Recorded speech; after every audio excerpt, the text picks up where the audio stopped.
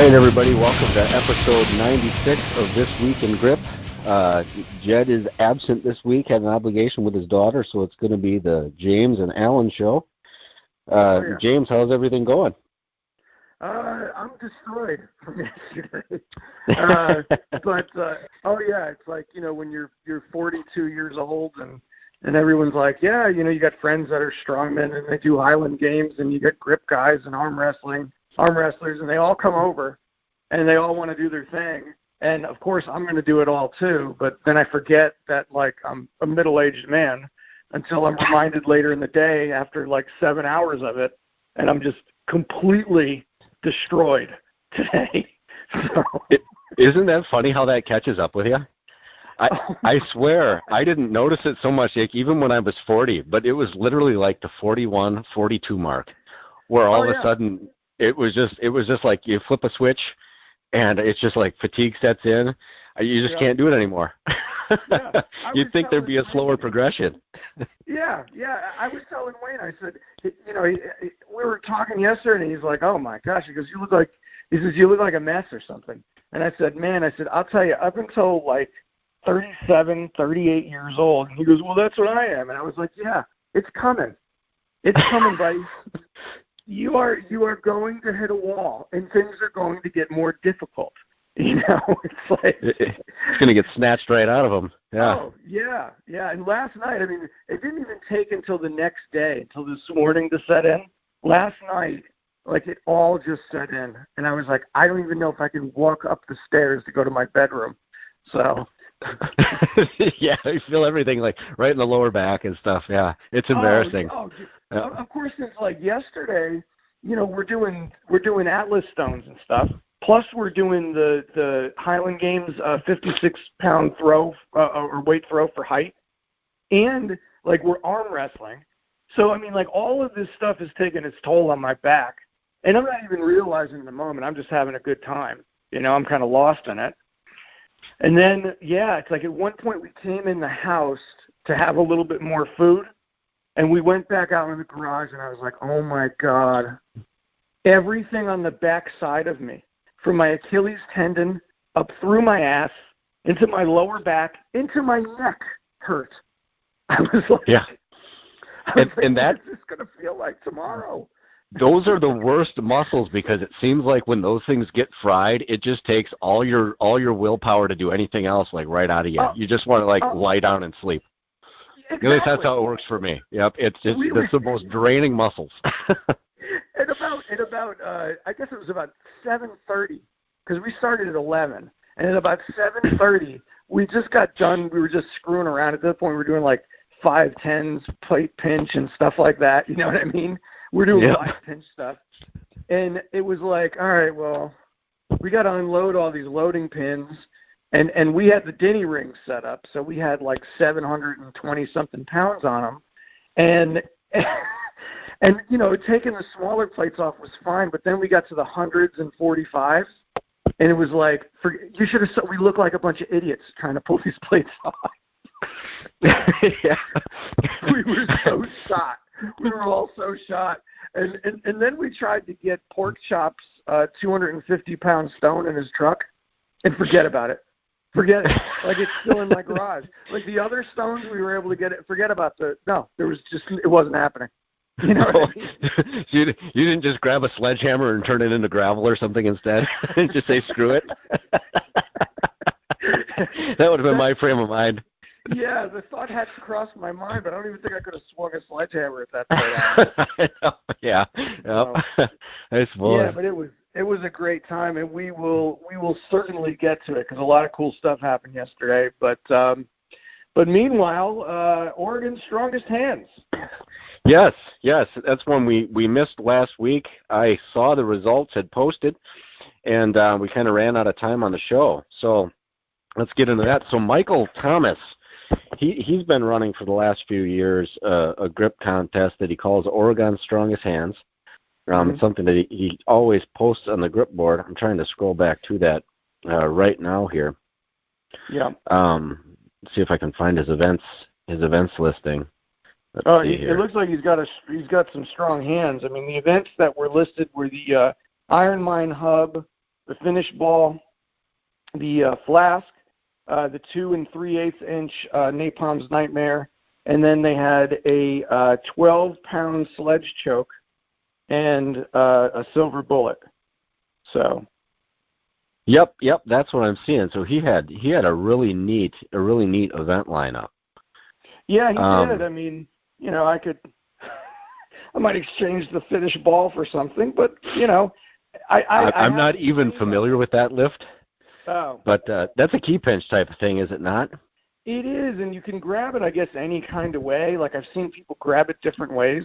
But you know what it's sort of like? It's like, have you ever seen, like, in urban areas where there would be, like, a cool staircase maybe to, like, skateboard down, where they put those little metal balls on it? So yeah, I know exactly what you're talking about. Yep. It's basically one of those. Okay. Yeah. Nice. Yeah. But so you know, is that a pain tolerance kind of lift? Is that the type of thing it is? You know, Anthony Vassaturo brought it up one week when he was still living in South Carolina, and he brought it up one week, and we were playing around with it, and I think him and Gary Stewart put up some pretty good numbers on it. I pulled it a couple of times, and I was like, this, it's just not for me. You know what I mean? Sure. So, yeah, but no, it is. I think it's something that is. It's definitely like a pain tolerance, key pinchy kind of lift that, you know, you really have to figure out. Because I noticed with Anthony, it seemed like it didn't seem like he was getting fatigued with each lift. It seemed like he was figuring a little bit more out with each lift. And I think that was the week that he had gotten it. So none of us had any kind of experience with it. But okay, yeah, it looked like a really well-made device from what I had seen on the pictures on the internet and stuff. Mostly on Instagram is where I think I'd seen it. Yeah, really nice. And it's mounted to like a steel platform, I guess it would be, kind of like some of David Horn's things are mounted to. You know what I'm talking about? Yeah. Yep. So it's like, yep. That's what I've seen. Like Look real professional. Yeah, you can't get much in the way of purchase underneath that ball. So that's why that platform is there. Sure. And evidently you can't skateboard across it either. So. Yeah. I can just imagine some guy not knowing that's there and hitting one of those things. You go for a ride. Let them skate. Yeah. But yeah, it looked like Michael Thomas put on quite a show there. Yes, absolutely. 81.19 pounds on the hub. That was enough for first place. Second place in most of these events, actually, it looks like, was David Amon. I hope I'm pronouncing that right. He actually pulled over 70 on the hub, too. He had 70.88 pounds, which is a good number. In third place was Matt Brown, who hubbed 68.47. And I don't know if you saw this, but I follow her on Instagram, Sadie Krumholtz. She hubbed 51.06. I was looking at that number. In the women's class. That's a solid hub. Yeah, for someone who just started out in grip, that's a very solid hub. So. Yeah. Nice. You'll be one to look out for. Definitely. And then, I looked at that finish ball number that Michael Thomas put up, 92.29 pounds. And that seems like a lot to me. I mean, I don't know what a good number is, but I want to say we were, maxing out somewhere in the 70s that day we were training with it. So, if I'm not mistaken, I think this was a new world record. I thought I had seen that's what he had posted. I don't know if he's gotten any official green light on that or if it was submitted or anything, but yeah, huge congratulations to him. I actually think his son's number was a record too. I have to go back through and try to verify that, but yeah. So that seems to be his type of lift, those key pinches. Yeah. Does real good with those. Andrew's 12. Oh, I see that. Yes. Yeah, and he lifted 40.48 pounds. So you were saying Michael Thomas is a good key pinch type lifter? From what I'd seen in the past, I think, if I'm not mistaken, I think we've seen him like, key pinching 45-pound plates with, a bunch of weight and stuff added. I thought he held some sort of world record on one of the World of Grip type implements. I'm not sure which one it is that David Horn has, but he's got a really high number on something like that too. Well, he had high numbers all around. Like everything looked pretty good. Absolutely. Yeah. He had done the flask. He had pulled 202. I guess obviously this is two-hand pinch. 202.34. That was good enough for first place. And then, anything over 200, two-handed on that flask is just because the consistency of and the texture on it is kind of hit or miss sometimes. If you can just pull 200 pounds or over, that's a pretty darn good two-hand pinch on a flask, to me, anyway. Yeah, I think so. Yep, I definitely agree. Yeah. And there was a tie for second place in that between David Amon and Matt Brown at 172 pounds on the flask. So, and then in the women's class, Sadie had pulled 112. So, pretty good lifts all around. The Napalm's Nightmare, the 2 3/8 inch, which I haven't had a chance to pull on ever. I've only had a chance to do the I guess was it 2-inch, the old one, like the one that Jed used to have that was like made out of PVC. I think it was 2-inch, right? Actually, I thought that was 2 3/8. I thought the original one was. Yeah, you might be right, actually. Yeah, it's been a long time since I've put my hands on it, but he pulled 355 pounds, 355.4 pounds on that, which was also good enough for first place. And that's a good pull on that type of thing. That's a solid number. And Matt Brown, who took third overall, pulled 335.42, which was good for second place in that. Yeah. And David Amon, 295.11 to round out third place. And in the women's class, Sadie Krumholtz again, 215.02.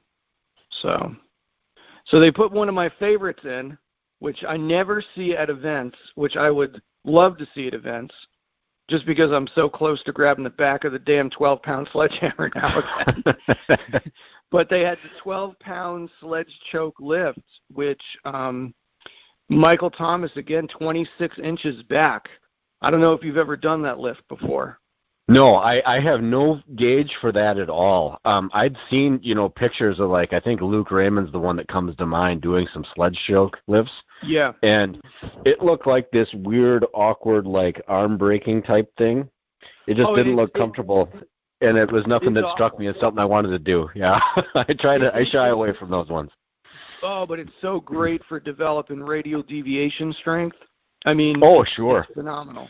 And there's, it's funny because a lot of times if I have somebody that just wants to come train arm wrestling at my place, like let's say they're in town or something, I'll always put them on a sledgehammer. And a lot of arm wrestlers, just for a frame of reference, like a lot of them are usually between like 17 and 20 to 21 inches on a 12-pound sledge. So 26 inches is a really good lift for first place for Michael Thomas in that. And then, again, Matt Brown, second place in that at 17 inches. And right behind him, David Amon with 16 inches. And I see Sadie Krumholtz went back 12 inches on the 12-pound hammer. Which, that sounds pretty tough to me, hitting that 12 for her. She sounds like on her way to elite, really, with some of her lifts here. Well, yeah, and it's definitely a lot of torque on your wrist, and it's like if you don't have, if you don't train your wrists and you do something like that, it's a shock. I mean, I recommend people train these because to me, especially as an arm wrestler or a former arm wrestler, nothing really gives you that solid radial deviation pressure that you need for back pressure on an arm wrestling table, as well as that sledge choke lift. But do you recommend doing that static or dynamic? Both. Both. Okay. Yeah. I mean, Okay. I have a hard time sometimes when I'm talking to people and they're like, well, they only do static stuff or they only do dynamic stuff. And I'm thinking to myself, well, why? You know what I mean? Why wouldn't you do both? You know, as an arm wrestler, you need that static. You know, you need to be able to turn your knuckles high and keep them there. In a lot of cases, if you're going to pull back, some people think like back pressure in arm wrestling comes so much from like, you know, having a strong hammer curl. Just, you know, like it's not at all though. I mean, you know, having a strong hammer curl helps obviously. If you can keep your bicep locked, you can keep everything kind of locked and tight. That's good. But having really good radial deviation strength and even having the flexibility to keep your knuckles really high, that's what's going to really crank down somebody's hand and put them out of position. So yeah, I'd like to see Michael Thomas on an arm wrestling table with a sledge choke like that. That's no doubt. Yeah, for sure. And then final event was the Silver Bullet. It looks like Michael Thomas was able to do a Silver Bullet with the 3.5, the Captains of Crush 3.5, which was rated at 180, and he held that for 7.5 seconds, which was the winning hold. And I think someone else, let me look at the list. It was Matt Brown had also used the 3.5. He was able to hold it for 1.5 seconds. And then in third place in that was David Amon, who was able to hold a 2.5, which was rated at 124 for 15 seconds. And Sadie Krumholtz took a 1.5 rated at 87 and held it for 3 seconds. So looked like the runaway winner in that contest was Michael Thomas with Oregon's Strongest Hands. Yeah, that's a solid hold on that with the 3.5. When I think of Michael Thomas, hand grippers definitely doesn't come to mind. I just never seen him doing much with that. It's mostly the other hub things and the key pinch type stuff. So it looks like his competitors. It looks like they really came out and trained for this stuff, and judging by their numbers, yeah, most of them were kind of at the higher end, at least from my point of view on it. So yeah, it looked like they had some pretty consistently good numbers across the board, specifically those top 3 guys, and Sadie, definitely. So I'd never even heard this name until until our little talk on Messenger and stuff, and now. Mm-hmm. So yeah, definitely one to. What's her Instagram? Is she just go by her name? Ask that. Hold on a second. Let me check that out actually really quick because I've been following her for a little bit. She's been on for a while. Yeah, it's just Sadie Krumholtz. Okay, cool. So personal blog, Sadie Krumholtz. So she does a lot of strongman stuff too, or strong woman stuff. Oh, there we go. Yeah. But that's looked like a pretty good numbers at that contest, at least. So yeah, nice. Well, huge congratulations to her. Hopefully, we see more of her in these sort of events. So there's a bright future and her Instagram's cool. She's got a lot of cool stuff up there. So I'm just briefly taking a look at it. So yeah. Holy crap! Was she doing a plate flip in this one? Oh yeah, jeez, that's badass. All right, see that? We got Sadie Krumholtz, a new follower, and Alan Hyde. Yep. No, I literally am. Yes. Yep. That's impressive seeing that. I every time I see somebody flipping those plates, it's just freaking awesome. I tried doing that with a 45. I just don't have the shoulders to kind of get that sort of going anymore. My upper body just doesn't like to do it. And it's so awkward kind of flipping it. And so it's cool to see other people whipping them around like that. Yeah, it's funny because one of the things that we were doing yesterday, Wayne Taylor, the guy who he actually just came off a win. I want to congratulate Wayne because he just won the Greenville Scottish Highland Games in South Carolina, which is a big one at Furman University.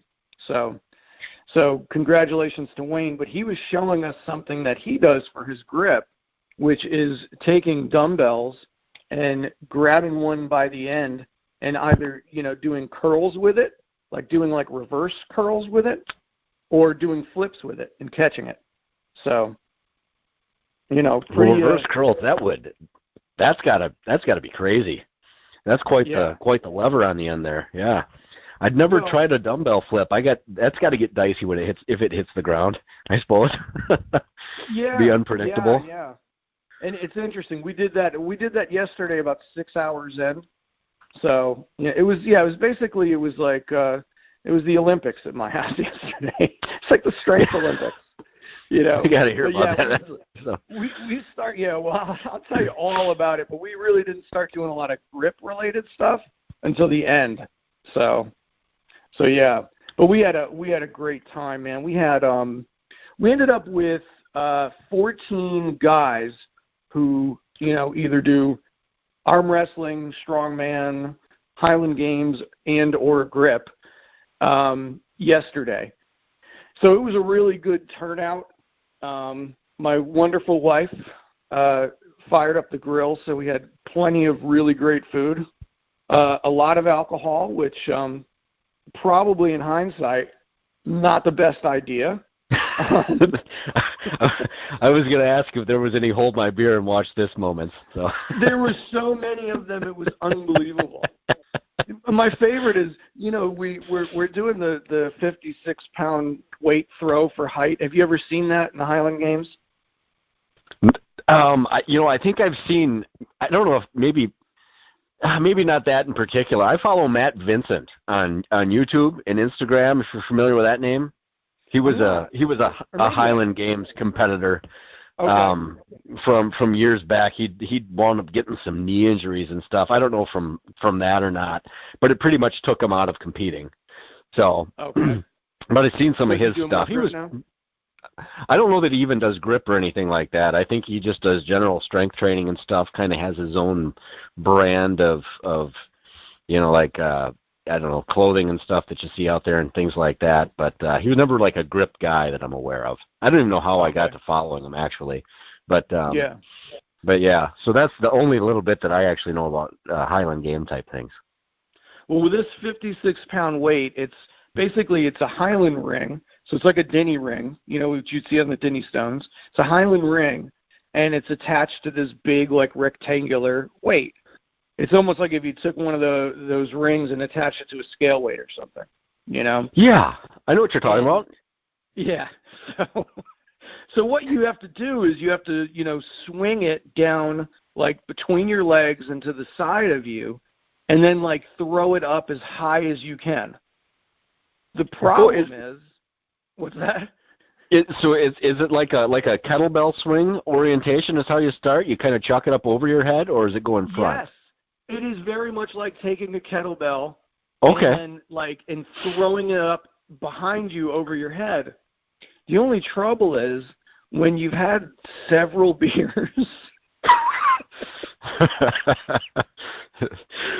like a few of us, we would throw it up and forget to walk forward a little bit. And then, we're in between my yard and my neighbor's, and I'm just trying to get everybody to, throw it on one of the rubber stall mats I had out there so it doesn't, ding up the yard, because that will, Oh, yeah, I roll an ankle in that mowing or something, yeah. Yeah. So everyone is missing the mat. They're either throwing it too short and almost hitting themselves, or they're throwing it over the mat. So... But we had fun with that. Good old Pork Chop and me and Wayne were doing that. Pork Chop had an unbelievable day yesterday, some of the stuff that he did. It was his first time on the Denny rings. On we had the Highland rings attached to loading pins. And we were all just trying to see how high we could get up. I think we started in the low 500s, and we started losing people along the way on the way up to 700, and then he and I were the last two in the 700s. and I locked out 701, and I couldn't get the left side up at 722, but he locked out 722 and decided not to go up any higher.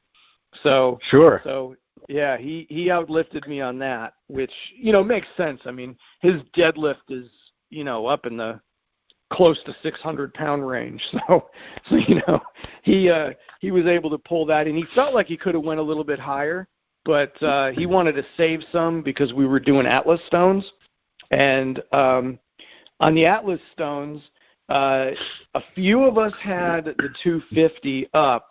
None of us could get it on our shoulders except for him. He was able to shoulder the 250-pound stone, which was great. We could have used some of that strength at the end of the day when we were trying to get into the truck, but we couldn't. Yeah. So that's why it's still sitting in my. We rolled it back up and put it in my garage. So you guys weren't loading stones. You were literally shouldering them. Yeah. We were shouldering them, and he had. Nice. I want to say it was like 125, 175, and then 250. So. I mean, of the 14 of us, I'd say probably 6 or 7 of us went at the stones.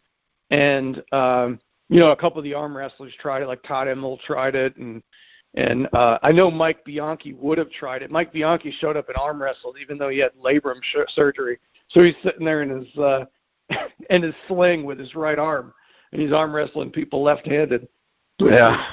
It's kind of ballsy, because if something happens, you're not wiping your butt for a while. Yeah, right. Someone else is going to have to do that for you. But but yeah, we were playing with the Atlas stones, and he was able to get him the 250 up to his shoulder, which was pretty cool. I want to say 2 of us were able to shoulder the 175, and then like a few other guys had it up, but just couldn't get it to the shoulder.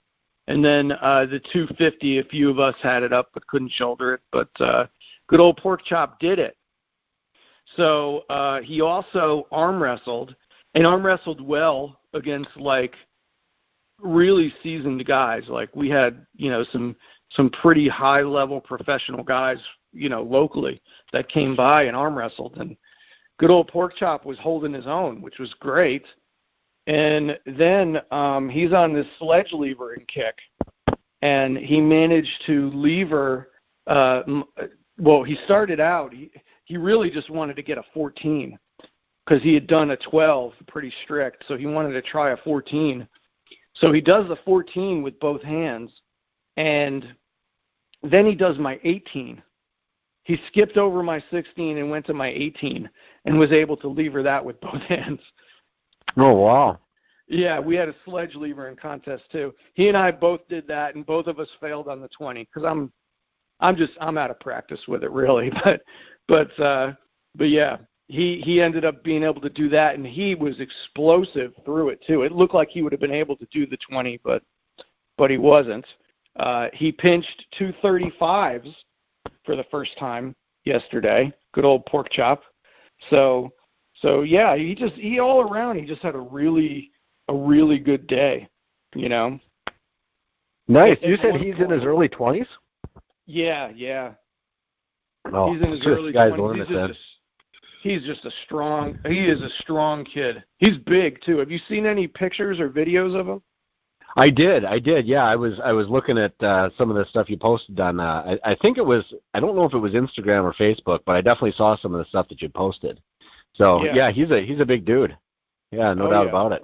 Oh. Yeah, he puts away some food too. Yeah, but I was expecting something different though. I guess he struck me as just he almost had like a Samoan type build to him. Is kind of what I thought when I saw him. Yeah. Like that character from I can't even remember what that movie was. But that's what I thought when I saw him. So it wasn't like overweight, more like just a big thickness about him. Really is what I would call it. Oh yeah, he is not like you don't look at him and say, "Oh, there's a fat guy." You know what I mean? No, not at all. Not at all. And say that dude just looks like a fire hydrant. You know what I mean? Yes, that's a brick shit house. Yes, that's something. Yeah. Right. Yep.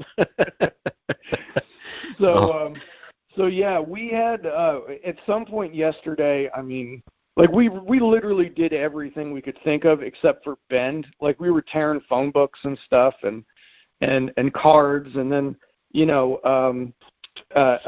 Mike Gianelli, who was an arm wrestler, who at our day of strength had pulled over 200 on the V-bar. He wanted to see if he could beat that. So even though we had already just arm wrestled forever and done all that other stuff, we broke out the V-bar. So then we started working on that. That was about 5 hours in, and I actually only topped out in the 220s, but him and I want to say Wayne Taylor also pulled like 236, and which was I think the top.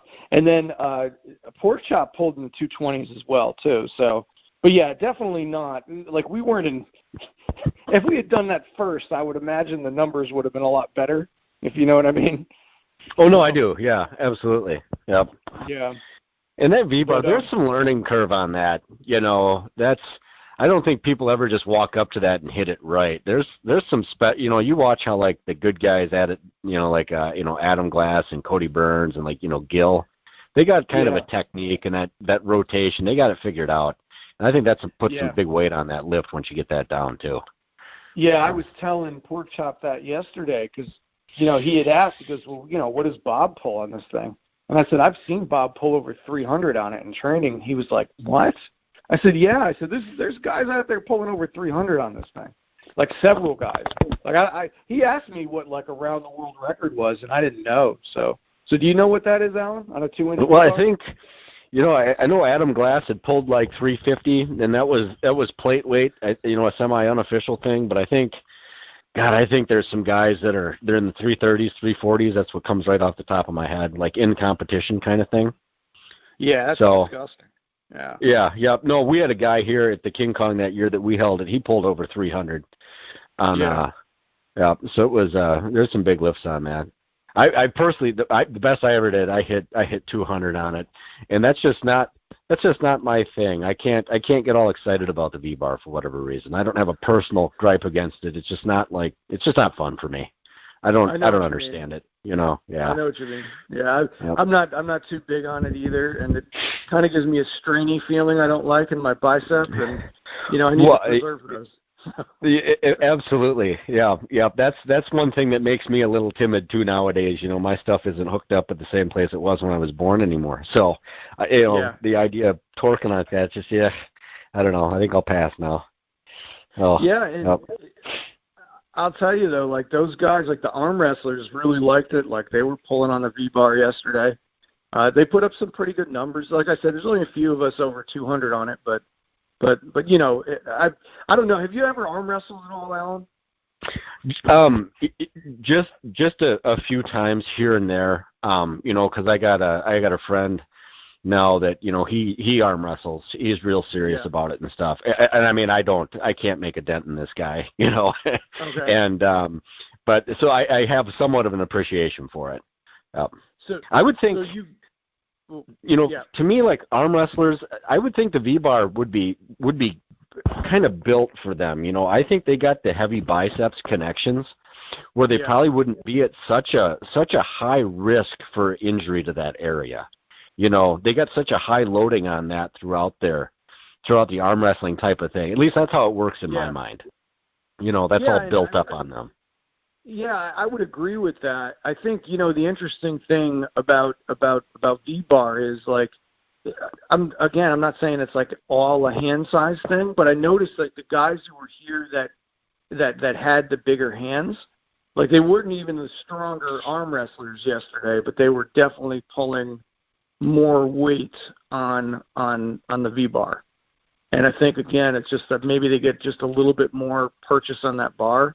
I noticed some of the guys, and I always figured, grab it high so that the range of motion is reduced, so you don't have to pull it, so far to lock it out or whatever. But some of those guys were grabbing it like down at the middle of the V-bar yesterday. So I was like, okay, well, whatever blows your hair back. I mean, it's not for me. Yeah, right. Yeah. Oh, that'd be weird. I would definitely feel that in the wrong spots. Yeah. and we also we messed around with that inch trainer bell that I have, that 142 pound one, and a couple of the arm wrestlers were able to get it off the ground. Wayne Taylor, again, the Highland Games guy, he was able to lift it thumbless, and he lifted it thumbless easily. So that was I actually expected him to lift more on the Denny rings. I want to say he topped out in the 600 somewhere, but at the end of training, he went under that thing thumbless and scooped it. It was pretty wow. It's pretty amazing, because I can do that, but I have to do it like at the beginning of a training session. There's no way I can do it after all of that arm wrestling where my forearms are pumped up and stuff. So, but yeah, Jason, I don't know if did you see the video of Jason lifting it with his son Hudson in his other arm? I did, yeah. Yep. Yeah. That's impressive. Yep. Yeah, it was kind of cool. So just two more. What's that? Oh, no, you go ahead. You go ahead. No, I was going to say just two more things before I wrap up my little experience yesterday. Again, I want to congratulate Bob Gianelli on his retirement. Bob is an arm wrestler I've known since forever. I mean, since the 90s, but he started in the 70s. So, and he just retired from work. And also, just want to thank John Von Plinsky, who drove all the way up here yesterday from Georgia, from Augusta, Georgia, and Harrison Combs, who drove out from Fayetteville. So those guys showed a lot of dedication coming out, and I hope we were able to show them a good time. So what's going on your end there, Alan? Oh, not a whole lot. I had a neat junkyard find yesterday. I was going to tell you about. You brought up the subject of tearing phone books, and you know how in my town, it's a small town, so we have to haul stuff to the dump. And phone books are kind of a rare commodity for me. For whatever reason, I can't source them. So when I go to the dump, I have to wade through the recycling dumpster to find anything. Yeah. And so I'm climbing around to the dumpster. I think I found maybe 8 or 9 of these phone books. And I was going to jump out, and I see a barbell standing in the corner. Whoa. I thought, okay, well, I thought this is interesting. It must be one of those cheap ones like you get from Dick's Sporting Goods or whatever. So I grab it and look at it, and it was a 20-kilogram needle-bearing barbell for like Olympic-type lifting. I thought, holy shit. Yeah, so, that's quite so I asked the guy there if I could take it, and he says, yeah, go ahead. He just said, the guy didn't leave any weights with it. I was like, well, big deal, I just want the barbell. So, awesome. So, I bring the thing home, take it all apart, clean up the bearings were perfect inside of it. It's like the brand of it is Right, WRIGHT. Yeah, I've seen them. Yeah. Yeah, I wasn't familiar with it, but like shipped, it's like a $350 barbell, so it's not. I mean, it's probably on par with like Texas Power Bar, maybe things like that. Yeah. So it seemed all right. So. Yeah, I was pretty pumped. So I'm actually not even going to end up using it. I didn't have myself in mind when I saw it, so I called up my buddy Muscle Link, and he's gonna take it and put it to use at his place. So, oh wow! But not often you find something like that. So that was neat. So I'm gonna dumpster diving. Well, yeah, yep. It sucks that I have to do that. That's the stupid type of crap you used to do when you were a kid. And dedication to get it is. Yeah, yep. So the one lesson I learned in digging around in the dumpster though is apparently I'm going to have to make sure I'm like wearing rubber gloves, because I'll admit I didn't know Playboy magazines were still a thing.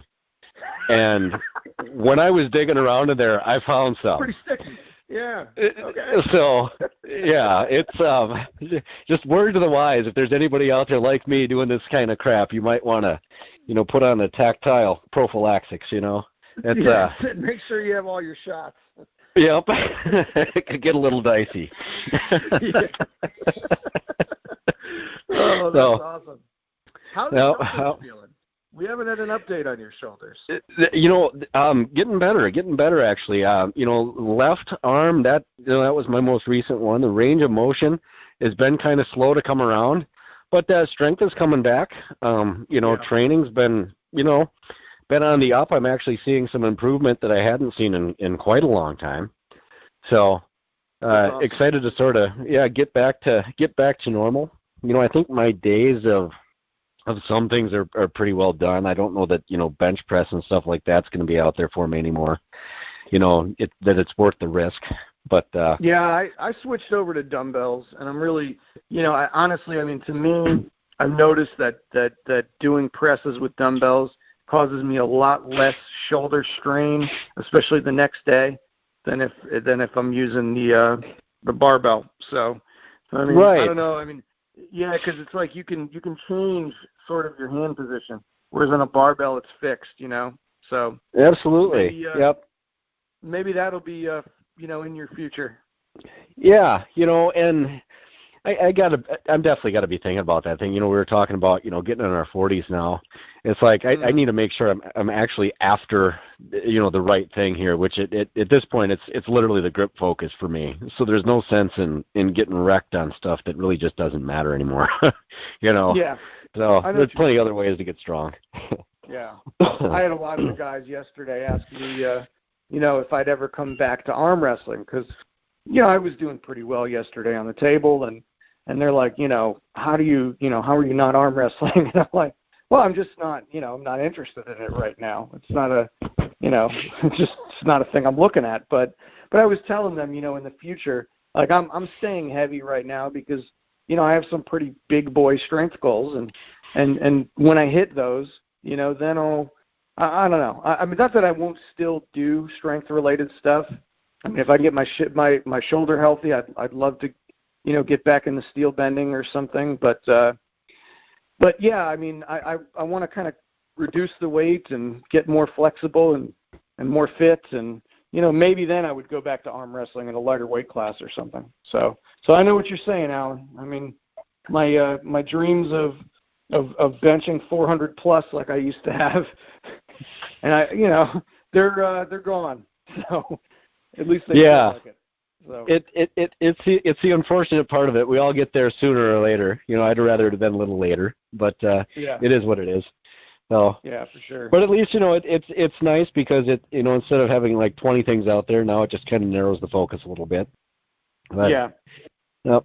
But it makes it Definitely. fun, lighten things up and just do some stuff and actually enjoy the training rather than beat the hell out of yourself all the time. So. Yes. Yeah, especially lately been feeling extremely beat up. So I know exactly what you mean. Yeah, yep.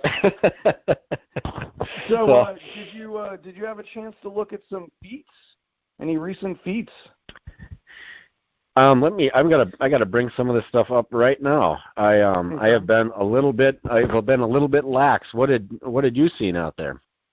Well, even though we don't have Jed on the phone today on this call, I would like to acknowledge Jed. He lifted the 207-pound bell that Luke Raymond made. Did you see that bell? I did. That's a sexy bell. He did a nice job on that. Yeah. Yep. He lifted it with a tilt, but wow, right? It's a 207-pound bell with whatever the handle is. I think it's like 2 3/8 at least.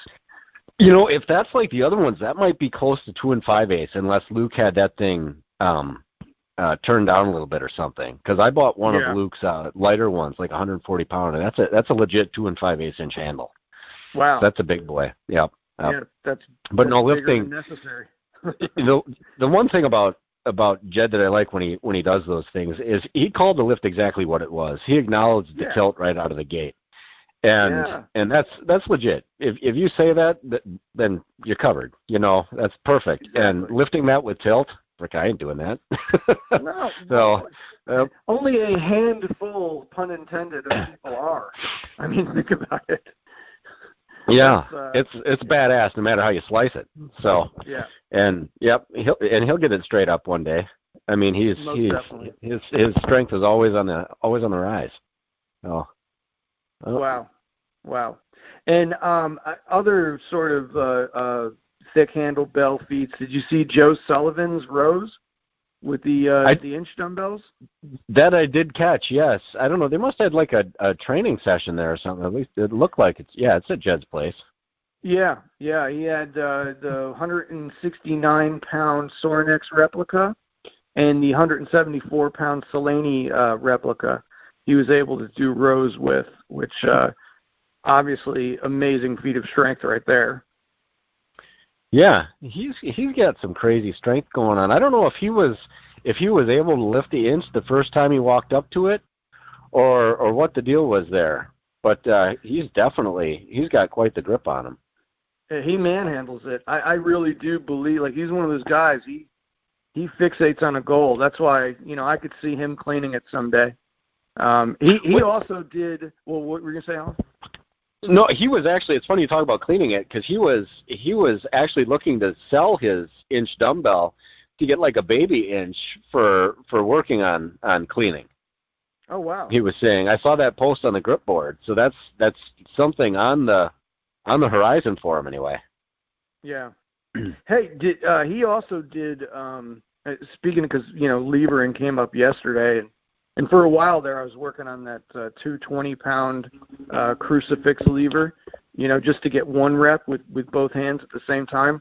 I saw him yesterday. Well, I think it was yesterday. He did 5 20-pound strict face levers, and he was seated, with a 20-pound hammer, which that's just I don't know who else is doing that in the world, Right. No, he has really clean form when he does that. There's no two ways about it. You see a lot of guys, they'll be dipping like an arm way down, it's a completely different lift at that point. But he does a real nice job of keeping things strict. That's impressive. One of the things, that is definitely it. That's where shoulder strength comes in because no doubt about it. And and a lot of people, I think they think of it as a wrist feat, but it's definitely a grip strength feat too, because it's like you have to open up your bottom 2 fingers a little bit, and in order to get that hammer back down to your head, especially if you don't have really good range of motion in your wrist that way. So you have to I tried that once.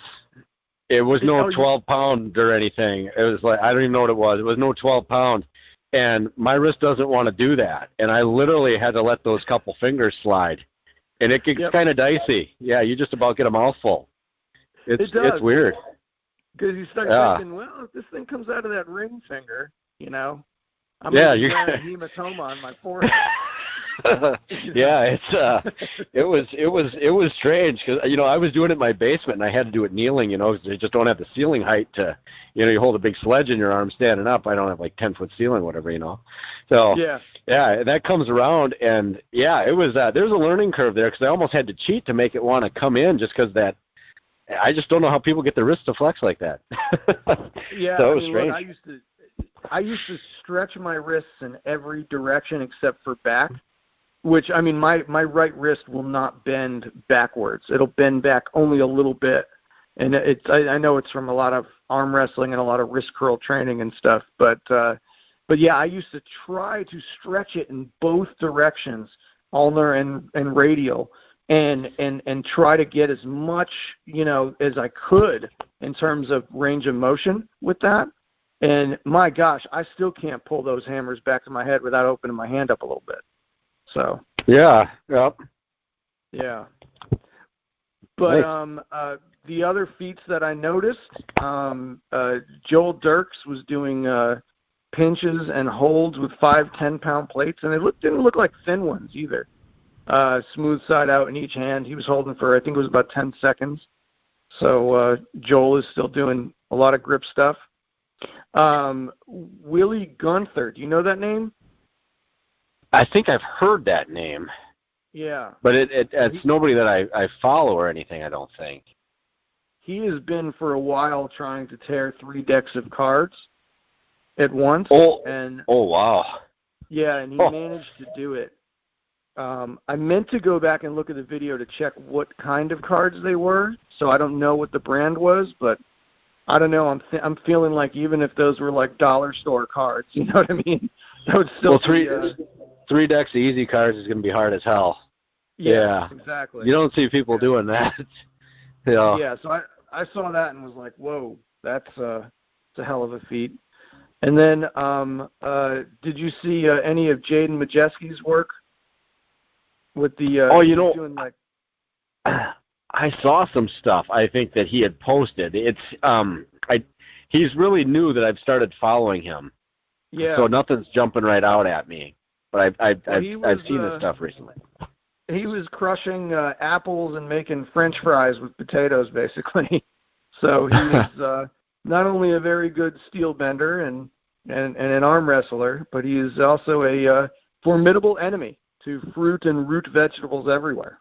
So I'm watching a clip of Tanner right now, actually crushing a potato with his hands. Yeah. Oh, nice. I've never tried that. Have you done anything like that? Potato or an apple or anything? Apples. I was at a friend of mine, Chris Scrappa.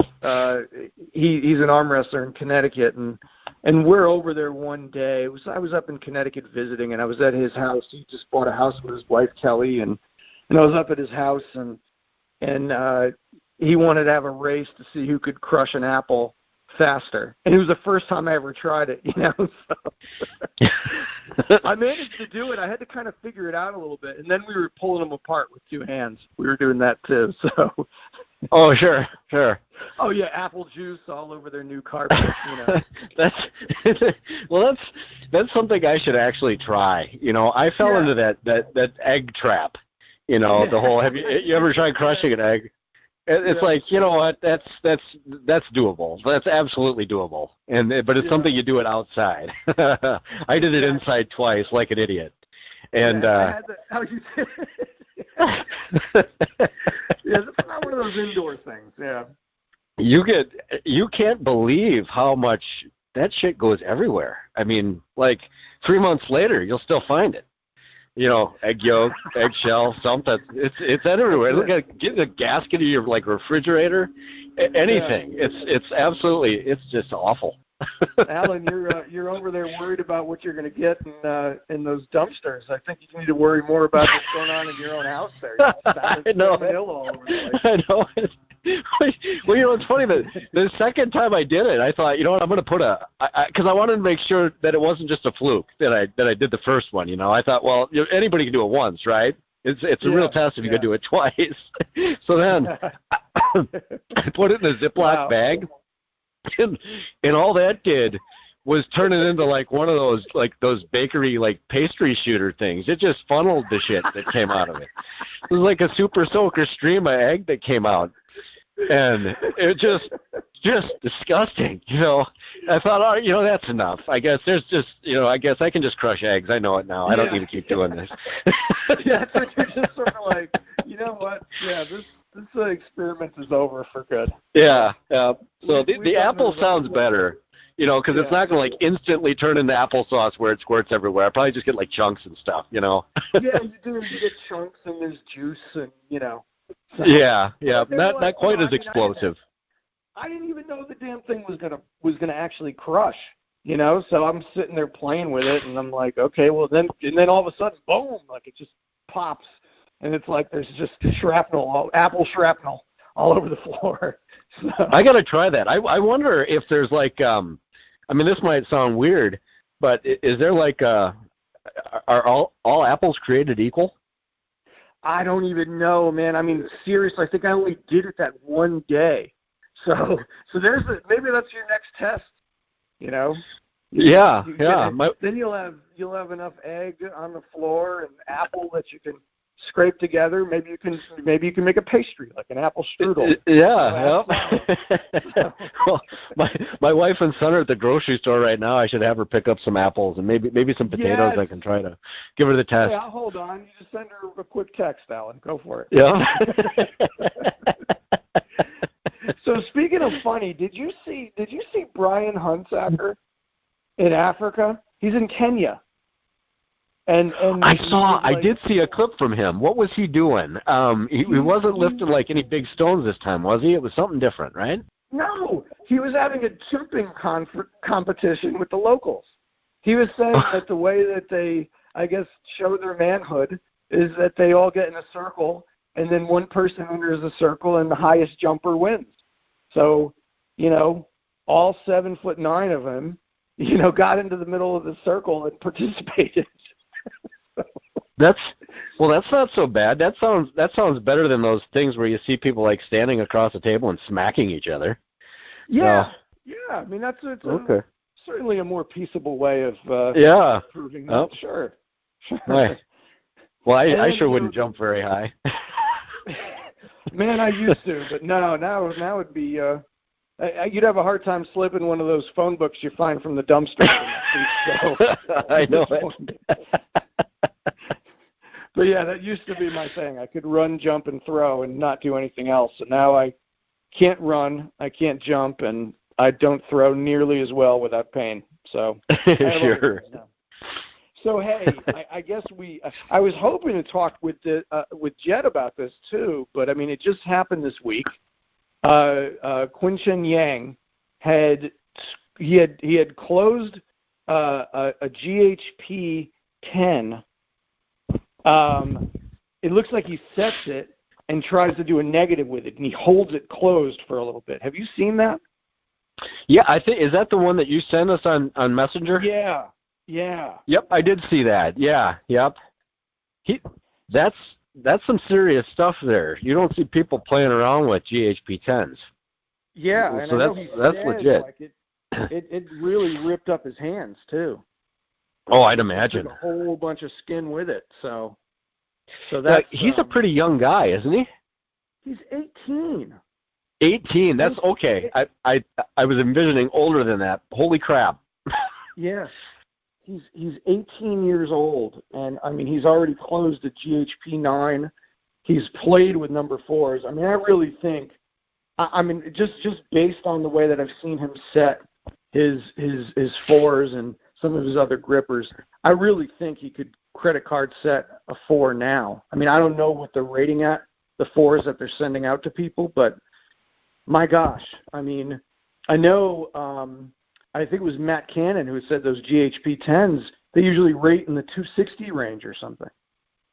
So. Oh, I had no idea. Yeah, 4s aren't coming in up there. I think maybe the heaviest ones are in the 220 territory, aren't they? I only have one, and it's like a 206 or something like that. I have a 220, but it's a single stamped one from like the 1990s, you know what I mean? It's like an old one that I bought while I was still arm wrestling because I had illusions that I could close it. Or should I say delusions? Yeah. But yeah, I saw that and was just like, that's just crazy. Like that was the other stupid thing we were doing yesterday, Alan. We were closing grippers. We did that towards the end too. Yeah, I wanted to see if I could still close some of my lighter 3s, from a Mash Monster set, and I think I could close my lightest one, which was like at 145 or something. So, because I haven't been trying grippers, but I just wanted to show Porkchop because he wanted to get his hands on a 3. It was the first time he ever saw one. So, but sure. How do you do on that anyway? He did all right. I mean, I think I was trying to find him one of my lighter 2s. Because I had a 2 that was that's rated at like 128 or something. It's an old single stamp 2, and he couldn't. It's a 2 that. Rated at 128. Oh, this thing is like. That's a beefy ass 2. Well, you got to realize, like the grippers that I ordered back in whatever it was, 98 or something, they were single stamped, and my 3 Jed actually rated at 167. So from that group, that crop of grippers, I got a 1 that actually broke at one point. The spring broke on it. A 2 that rated at like 128. A 3 that rated at like 167. And a 4 that rated at 220. So. Oh, wow. Yeah. Those would be the worst grippers to get the cert on. Yeah, exactly, yeah. But, I mean, I'm sitting there thinking, watching him close that, and let's say it's not that GHP 10 isn't rated at 260. Let's say it's below that. Let's say it's an easier, as if that's a thing, GHP 10. There's no way it's rating less than 240 something. Right? Yeah, I'm gonna just go on it. Just see if I can get on his site here quick. That's just one of those things where it's so far out there I don't pay attention to them. Let me. It's so far out there. It is. Well, yeah, it's like a GHP 10. It's like, holy shit. That's like, that's for me. That's you're talking about closing a number 4. It's like, yeah, okay. I mean, I'm just not in that realm. Yeah. Let's see here, Canon PowerWorks. I'm just gonna check. Oh, yeah, ratings data. Bring that up. I'm really dying to know now. Yeah. I know those things are absolutely crazy. Let's see here. They're pretty nuts. GHP, the average rating on those things comes in at 257. The lowest one, 244, and his highest was 268. So, yeah, if he got an easy 10, he's still shooting a 244-pound gripper, most likely. Yeah, and he's holding it closed, I mean, I know he's setting it deep. I know that, but he's holding it closed. And that's heavier than any 4 that Canon's rated. Yeah. Yeah. And that's why I think it's badass. I know it's not a credit card set, but, I mean, I've seen 4s that rate as low as like 194, and I think the highest one that is the one that I have that I've seen is 220. So let's say he gets something in the middle of the road. I mean, just based on watching his sets in the past, I don't see why he couldn't credit card set a 4. Yeah, he sounds right in that area. Yeah. Well, he should try getting climbing the Mash Monster ladder. I mean, he's got the skills right now. I think no I reason he asked couldn't him get up there. that, actually. I think I went on one of his YouTube videos and asked him that, and I don't remember if he had answered me directly about it, but he had thanked me for my compliment and was telling me he follows my stuff too, but I don't think he ever answered the question. So I don't know. Either that or he did, and I don't know. I'll have to go back and look at that. But yeah, I was trying to encourage him to get on the Mash Monster ladder as well, because I don't see why he wouldn't just go to the top pretty quickly. Oh, absolutely. Yeah. Just say, hey, send me the one all the way through. What are you guys up to now? You know what I mean? Yeah, right. Send all of it. I'll send them back in a week. Close with video footage. So. Yep. Well, that's it for me, Alan. Did you see any other feats this week that really caught your eye? No, I have been just so busy with work, I haven't been able to stay up on top of some of that stuff like I'd like to. Yeah. I caught Joel Dirk's stuff, and Jed's, and I'd seen some of yours, but otherwise I've just been a little bit behind on some of those things lately, unfortunately. Yeah. So. It happens, man. I know what you mean. This week's going to be crazy for me, so. Well, when summer's here now, and we've got a lot of projects that are just starting to ramp up, and it's just, we're just pretty much running ragged. I have a pretty big area that I end up servicing, I'd probably travel kind of like a 4-hour radius from my house that I end up hitting. Wow. So it's, I mean, it's just nonstop, and you get to one place, you have to turn around and head to the other. So it's, it doesn't leave a whole lot of time for anything really. I get home at the end of the day and, got puppy detail. So. Oh man, I got that this week. My wife's going to be out of town. I got that this week, and it's exhausting. It is, and they get into, oh my God, it's like having a new baby where you need to get on your hands and knees, so anything that you can see, it's like in their line of sight, and deal with that. Yeah, and he finds crap I didn't even know I had. Yeah, you think your home is baby proofed or puppy proofed, and then the next thing you know, you're like the other day. I don't know what I'm like unloading the dishwasher or something, and I hear some like clicking of teeth, and I'm like, well, what is going on? And I look over, and she pulled the molding away. Somehow got under the molding and pulled it away from the fireplace, and is chewing on it.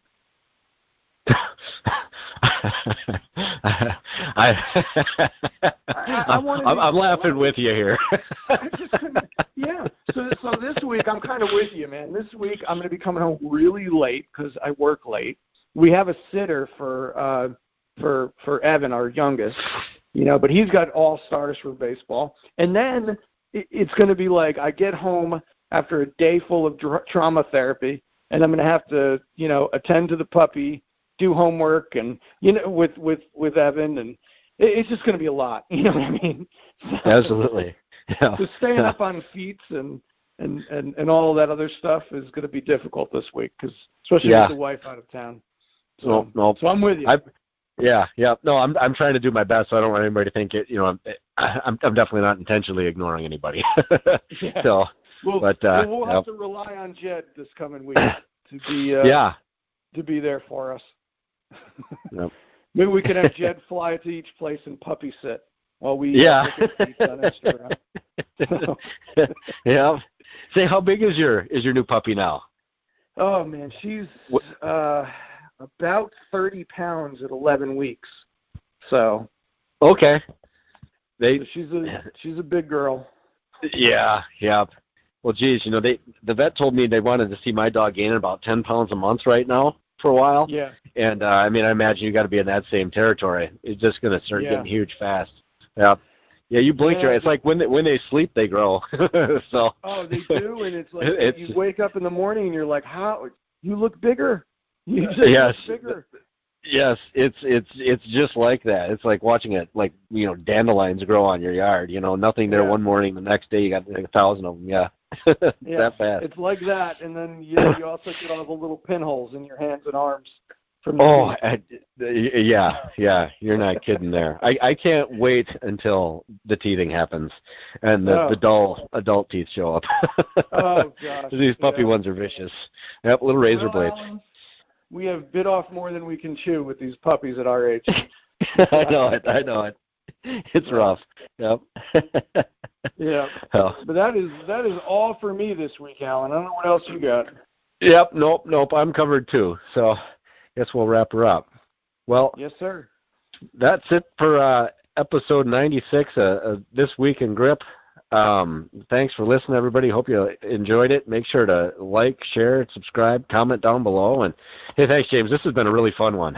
I really enjoyed this today. So, great talking to you, Alan. Yep. So look for us again next week, and we'll keep everybody up to date on what's happening next. We'll see you then.